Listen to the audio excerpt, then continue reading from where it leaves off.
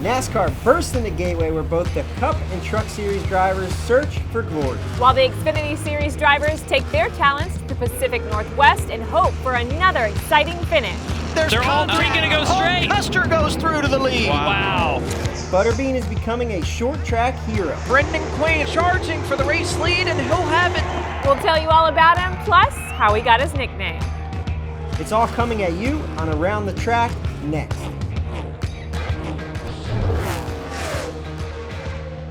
Welcome to Around the Track. I'm Kim Coon alongside Ryan Flores, and we are coming off of what was the most anticipated motorsports weekend of the year. However, it didn't really play out how everybody thought it would. Yeah, the one place that I love to see rain on the greatest day in motorsports is Monaco, but we didn't get any there, but we did get it both at Indianapolis, delayed the start time, and then Charlotte Motor Speedway cut us short. I don't know if it was the same storm. I think it was the same cell that was coming over. It may have been, yeah.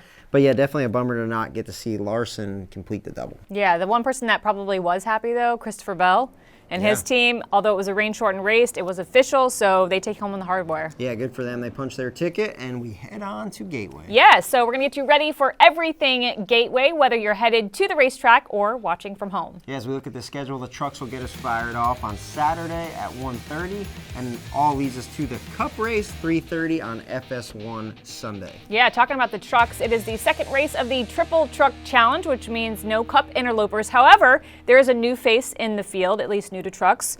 Andreas Perez will try and make his Truck Series debut. You will recognize him from the ARC Menard Series and the Mexico Series. Runs full-time in both of those series. Yeah, he did his own double this past weekend, going from Charlotte to, where did they race? Monterey, and it was super cool to see how competitive he was. The end of that ARCA race was so exciting, so it's cool to see ARCA back at Charlotte these last couple of years, and we'll see how he can do this weekend. Yeah, he actually had the pole. For the ARCA race at Charlotte. So a lot of talent there. Wishing him a good weekend. We'll see what he is able to do. But there's a lot of other racing happening around the country. So let's take a look at the schedule. Yeah, Portland's going to see the ARCA Menards cars and the Xfinity Series. We got Langley Speedway Cars Tour this weekend. All the way up in Massachusetts, Seekonk for the NASCAR Wheel and Modified Tour, so a lot to see. What else do you have your eye on? Oh gosh, there's multiple series racing up in Detroit, IMSA and IndyCar there after a fantastic weekend in Indianapolis, but I've got my eye on the Xfinity Series. You know, it's the third time they're racing at Portland.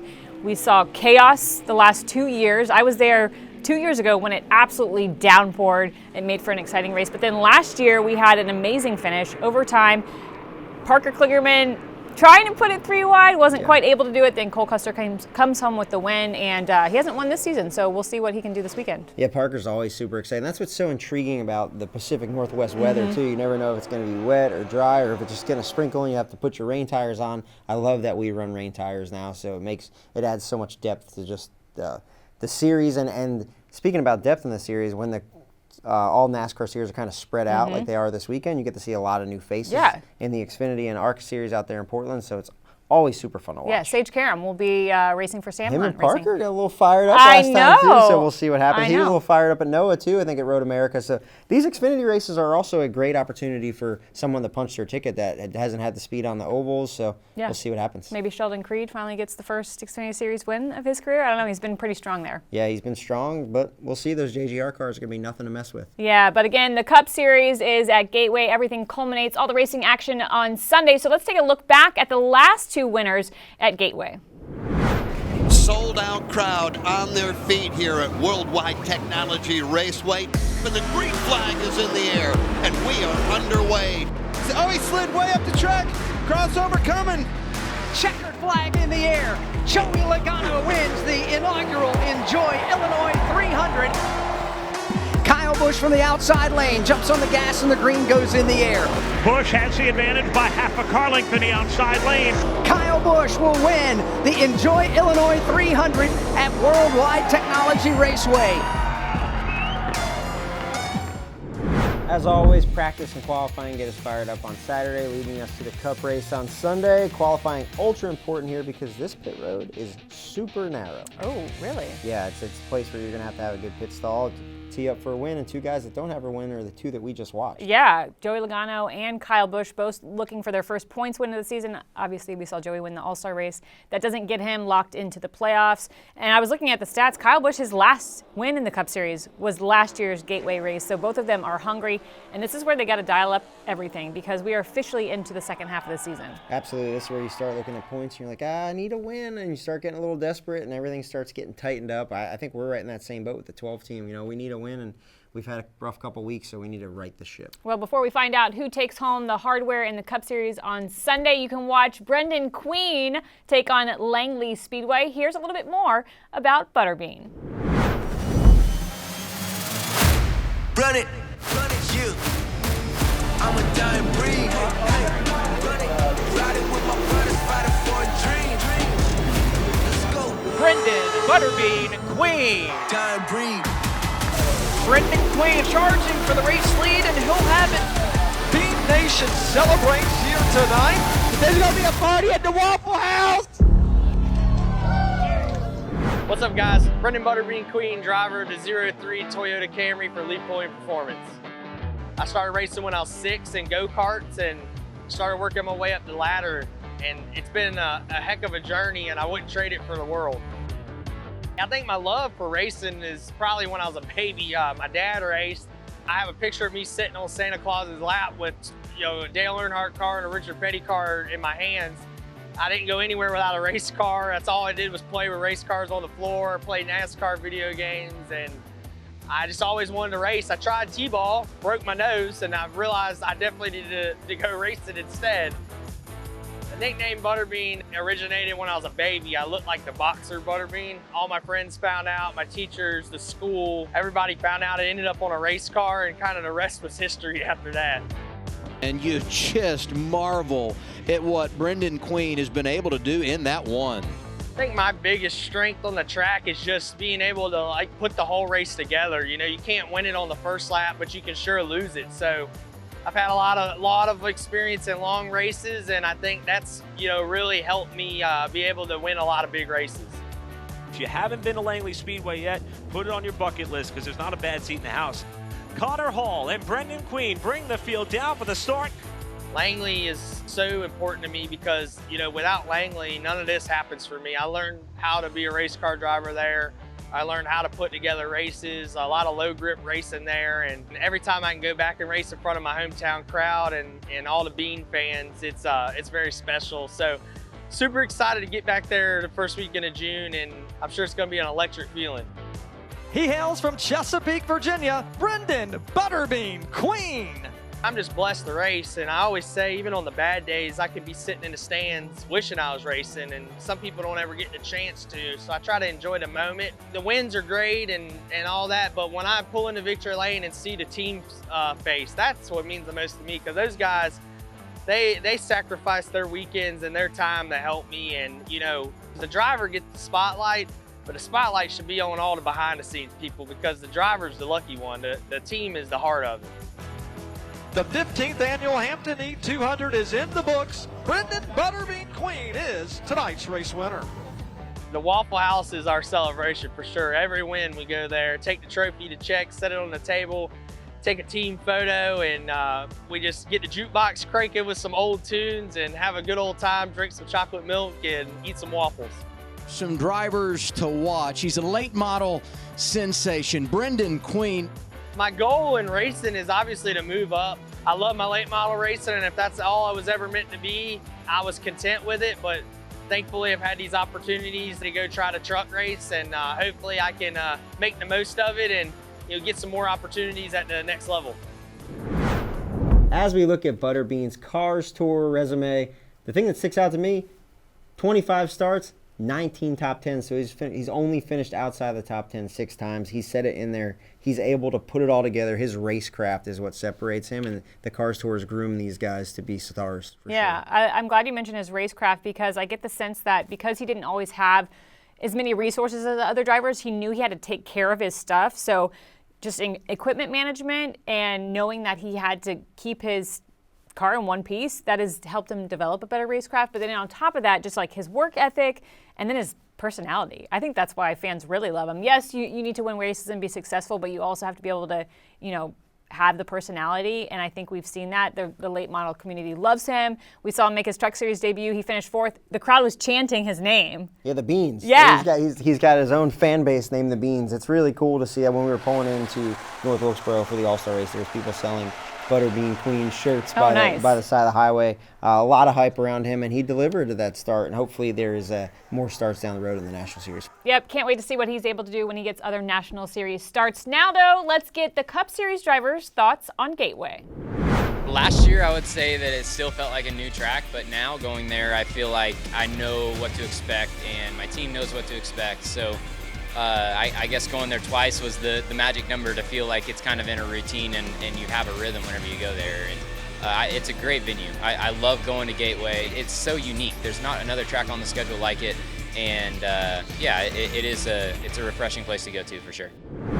World Wide Technology Raceway is a very unique racetrack, difficult for the drivers to get a hold of. Like Chris Bell said, we've been there 2 years, so we'll see whose notebook has transferred over. But it feels like a short track with an intermediate package. What do you think?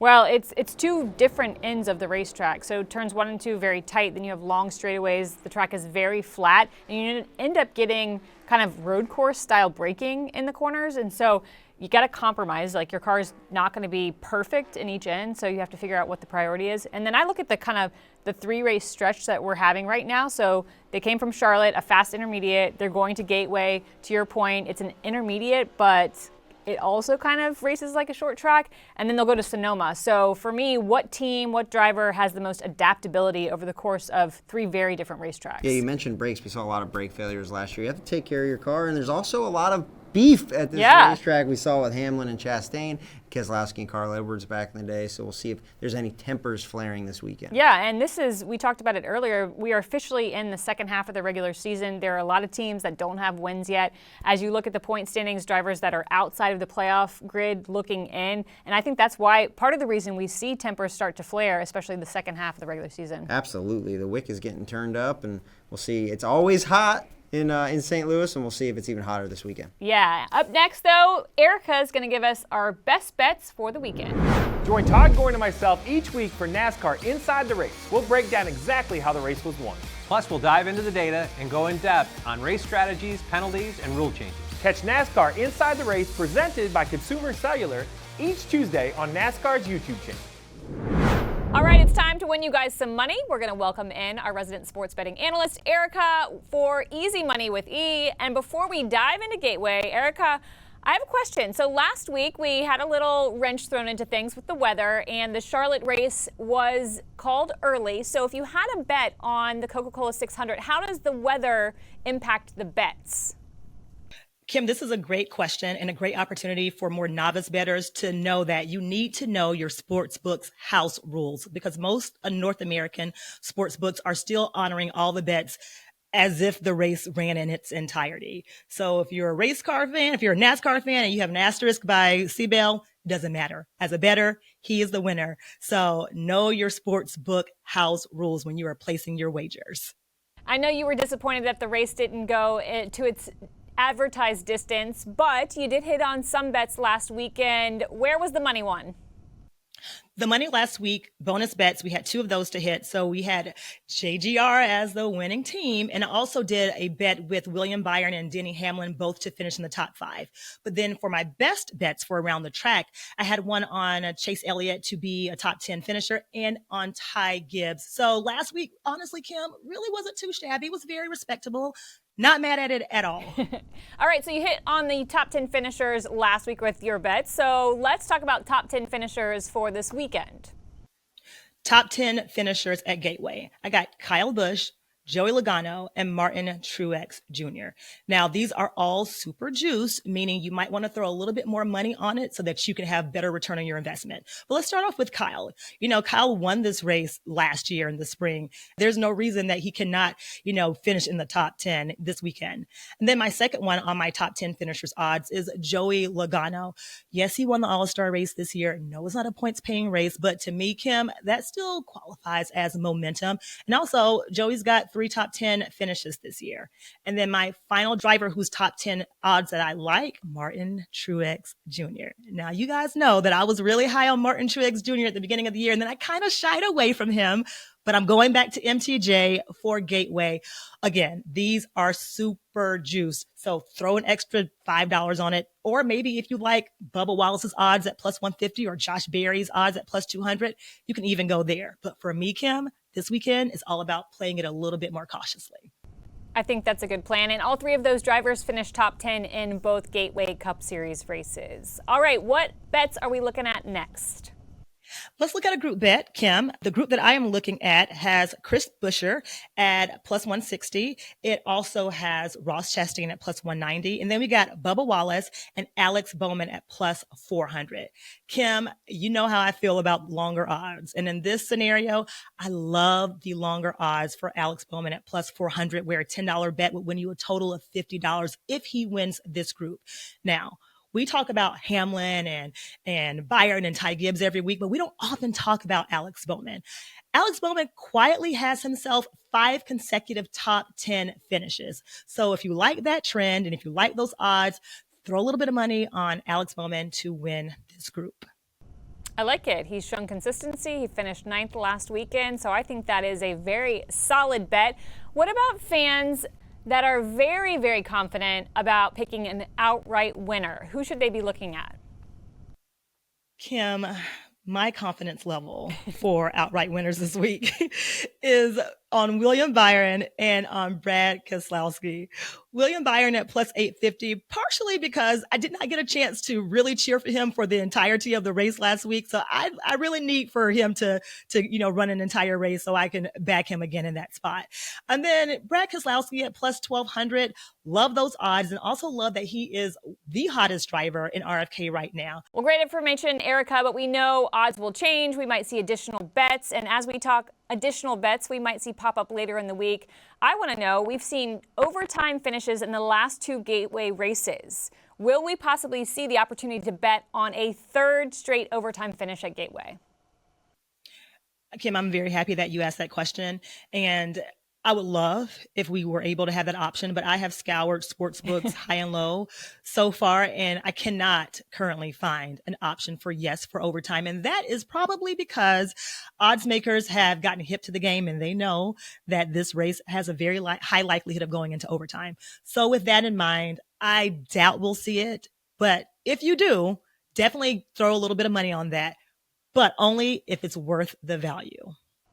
All right. Well, don't forget to check in with Erica later in the week to see her bonus bets for Gateway. Erica, thank you so much. We will see you next week as we prepare for some road course racing in Northern California. Hey guys, I'm Corey the Joy Driver, the number 7 car, joined my buddy Ryan Flores. Every week we stack some pennies. Talk about NASCAR Cup Series right out of my windshield. Plus, we'll give out the dogs of the week for the best pit crews and pit crew guys from the weekend. We'll break down all the money stops, all the woes, get into some technical issues, and we'll also answer all of your hashtag Penny for Your Thoughts questions. And we have a ton of guests. Sometimes SVG pops by. We got Raja. We have all sorts of guys. You never know who's going to pop in the Nonsense Garage, but make sure you tune in. SiriusXM on Tuesdays, YouTube on Wednesdays, wherever you find your podcast on Wednesdays as well. Come stack pennies with us. There are a lot of things for fans to enjoy if they're headed out to World Wide Technology Raceway. What are you most looking forward to? I love the stuff on Friday. If you're there, Fan Fest and a hauler parade, there's a track walk and a bike party, so there's a lot going on. What about you? Well, there's a music festival happening at the racetrack during race weekend, so I think for music lovers, it's going to be a great opportunity to see lots of different kinds of acts. Big and Rich is out there, Ludacris.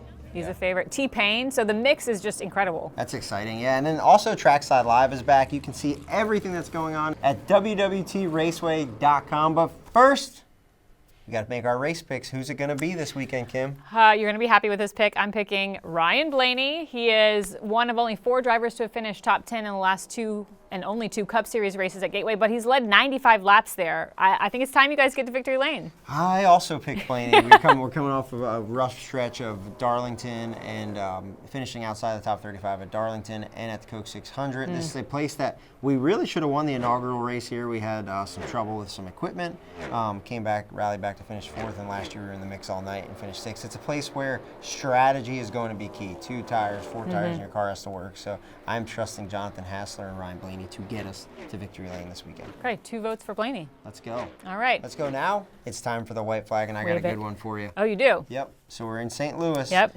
What year did they come up for the plans with the arch? Second part of the question, what year was it finally constructed? Oh. You can give me decades if you want. Okay, I'm going to say the plans. I feel like I've seen black and white photos of the arch. So I'm going to say plans came out in the early 1950s, and then it got constructed mid-1950s. Okay, so you were on both ends of it. So Okay. the plans came out in 1933. Oh. But it wasn't constructed until 1968 is when it was completed. So Oh my gosh. Pretty big gap there. I guess Yeah. it took a lot to build it. It is really cool. Have you to go been check up, that out. like taking the elevator up? I've never been up. I've been to it, and it's Okay. really cool. Like I love racing at racetracks that are that close to the city. It's right on the other side of the river. So I'm excited to get there. But next week, Kim, it's wine country. Oh, it is. So thanks for tuning in this week for all the action headed into World Wide Technology Raceway. We'll see you next weekend as we preview the racing at Sonoma.